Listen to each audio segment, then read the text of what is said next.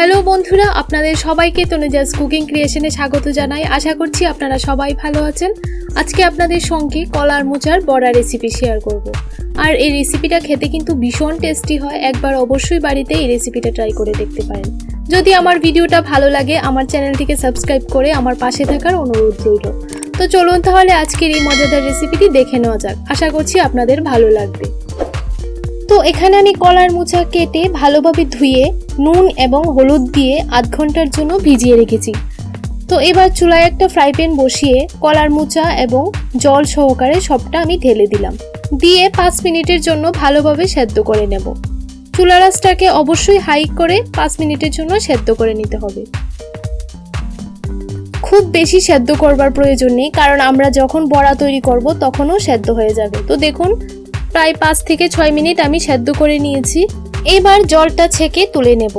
আধ ঘন্টার জন্য এইভাবে রেখে দেব যেন ভালোভাবে জলটা ছেঁকে পড়ে যায়। তো দেখুন ভালোভাবে জলটা ঝরে গিয়েছে। এবার একটা বড় সাইজের পেঁয়াজ কুচি দিয়ে দিলাম, অল্প একটু কাঁচা লঙ্কা কুচি দিয়ে দিলাম, অল্প একটু নুন দিয়ে দিলাম। যেহেতু আমি কলার মোচা সেদ্ধ করবার সময় নুন দিয়েছি তাই পরিমাণটা বুঝে দেবেন। এবার হাফ টিস্পুন হলুদ গুঁড়ো দিয়ে দিলাম, হাফ টিস্পুন জিরে গুঁড়ো দিয়ে দিলাম, হাফ টিস্পুন ধনে গুঁড়ো দিয়ে দিচ্ছি, অল্প একটু লঙ্কা গুঁড়ো দিয়ে দিলাম। ঝালটা অবশ্যই আপনাদের টেস্ট অনুযায়ী বুঝে দিয়ে দেবেন। এবার সবগুলি উপকরণকে কিছুক্ষণ সময় নাড়াচাড়া করে মিশিয়ে নেব। প্রায় 2 থেকে 3 মিনিট এইভাবে নাড়াচাড়া করে মিশিয়ে নিতে হবে। তাতে কিন্তু ভালোভাবে কলার মোচার সঙ্গে পেঁয়াজ, কাঁচামরিচ এবং মশলা মিশে যাবে। তো দেখুন মিশিয়ে নিয়েছি। এবার এখানে 2 টিস্পুন দিয়ে দিচ্ছি চালের গুঁড়ো। চালের গুঁড়োটা দিলে বড়াগুলি খুব ক্রিস্পি হয় খেতে। তো দিয়ে দিলাম 2 টিস্পুন চালের গুঁড়ো। তারপর এখানে অ্যাড করে দিচ্ছি 3 টিস্পুন বেসন। আপনারা চাইলে আর একটু বেসন বা চালের গুঁড়ো অ্যাড করতে পারেন। পরে ডোটা মেখে তারপর বুঝে অ্যাড করতে হবে।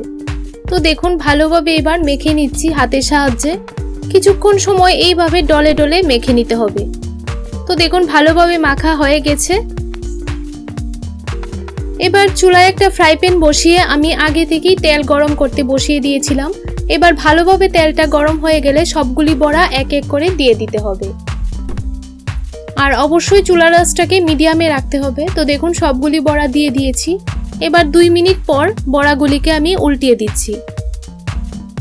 তো একটা পাশ ভালোভাবে হয়ে গেছে। এবার উল্টিয়ে আমি অপর পাশটা ভেজে নেব। এইভাবে কলার মোচার বড়া তৈরি করে কিন্তু আপনারা সন্ধ্যার সময় চায়ের সঙ্গেও খেতে পারেন। খেতে কিন্তু ভীষণই টেস্টি হয়। তো বন্ধুরা, রেসিপিটি ভালো লাগলে ভিডিওটাতে একটা লাইক করে আমার পাশে থাকার অনুরোধ রইল। আর অবশ্যই আমাকে কমেন্ট করে জানাবেন রেসিপিটি কেমন লাগলো। তো দেখুন সবগুলি বড়া আমি এক এক করে উল্টিয়ে দিয়েছি।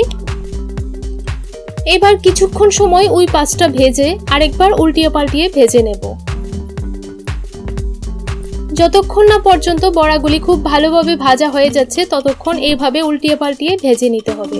খুব বেশি চুলার আঁচটাকে হাইতে রাখা যাবে না, লো টু মিডিয়ামে রেখে বড়াগুলিকে ভেজে নিতে হবে। তো বড়াগুলি আমার প্রায় ভাজা হয়ে গেছে। এবার নামিয়ে নেব।